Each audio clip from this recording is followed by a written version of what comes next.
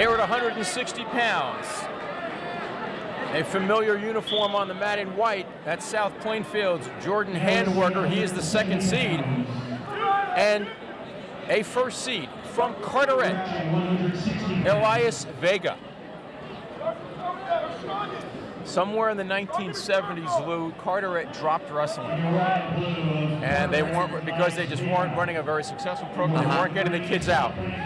And Dan Farrar, now in his 8th year as head coach of the Ramblers, has brought Carteret back, and they have a great rec program, a great feeder program in the middle school, and now they have a top seed here at 160 pounds. It's great that they did it. They got to start at the grassroots, as most things are.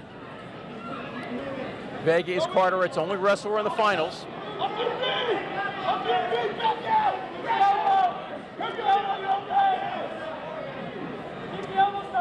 Vega 22-1 on the season. Finished in 3rd place last year here at the GMC tournament. And he is a 2-time District 19 champion. And just a junior.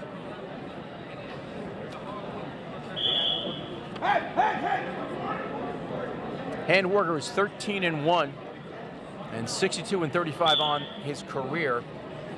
A 4th and a 5th place finish here at the GMC tournament.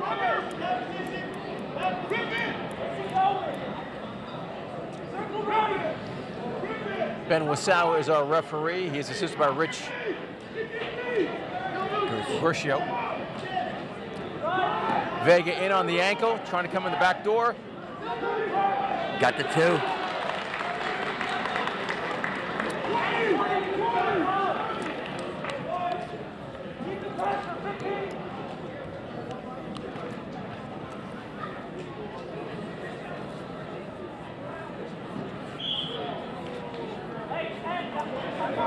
Handwerger for South Plainfield broke his hand just before the Virginia duels. Right. So he didn't get a chance to wrestle there, or did he wrestle in there? I'm sorry. He did wrestle in the Virginia, but he broke his hand. Yeah. Well, I can see he's missing more matches than anybody. He has less matches than most of the kids on the team. Only 14 matches on the season, and again, Vega brings Handwerger down easily, and then here he finishes up with a 2-0 lead for the Rambler. Vega defers, Handwerger takes the bottom position.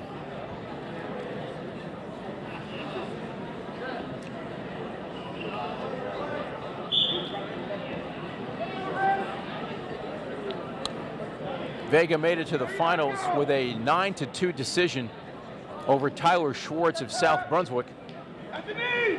Handwerger had a 3-2 decision over Mike Pettit of Piscataway.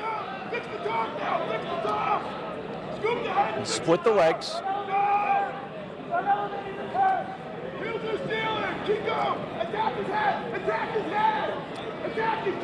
He's not using that Turk right. He should concentrate more. Now Handwerger's got out of that. Good on his part.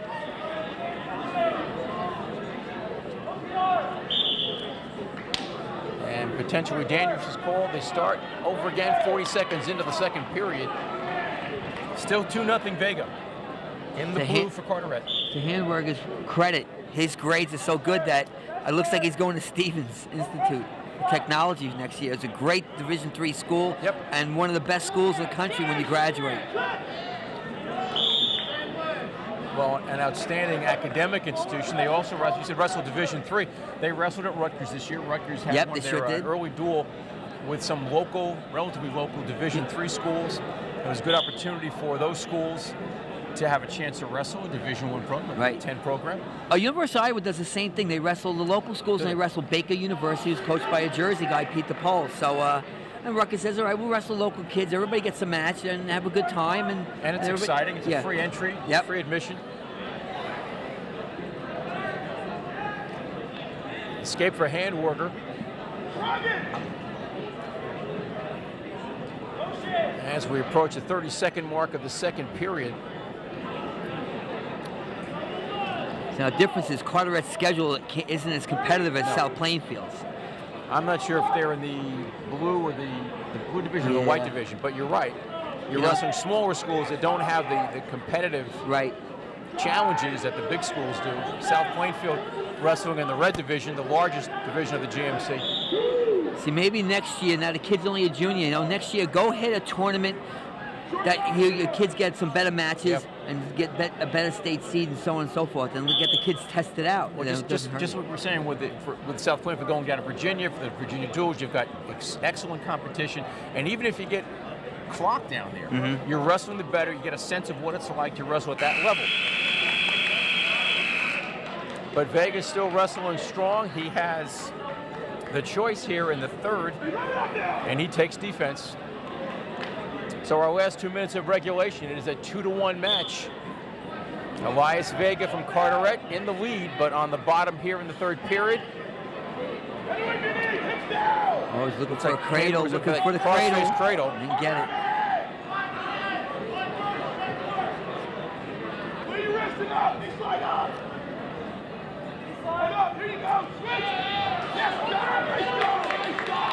There's the escape for Vega. He's now up by 2 points.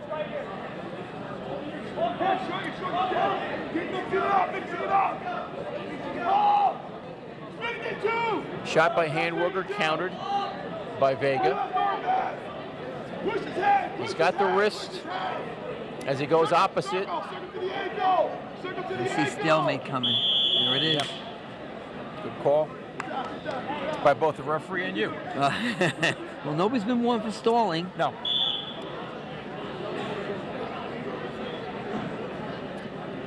We're in the third period, the 160-pound match. 1:04 to go here in the period. Vega tried a shot on the knee. Duck under a minute here. He tries it again and not finishing it, or countered by Handwerger. And they're going to go out and start again.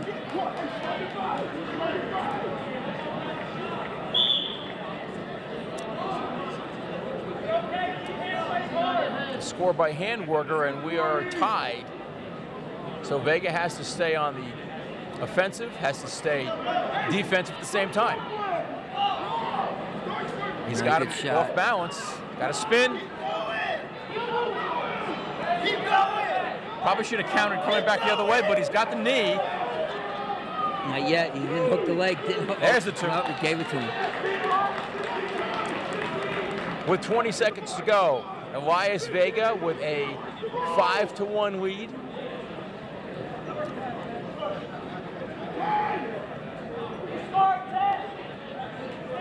And as we come down to the end of the match, it looks like Carteret's only finalist is going to be a champion. Wow, excellent. At 160 pounds by a 5-to-1 score, Eliias Vega of Carteret, our champion at 160 pounds.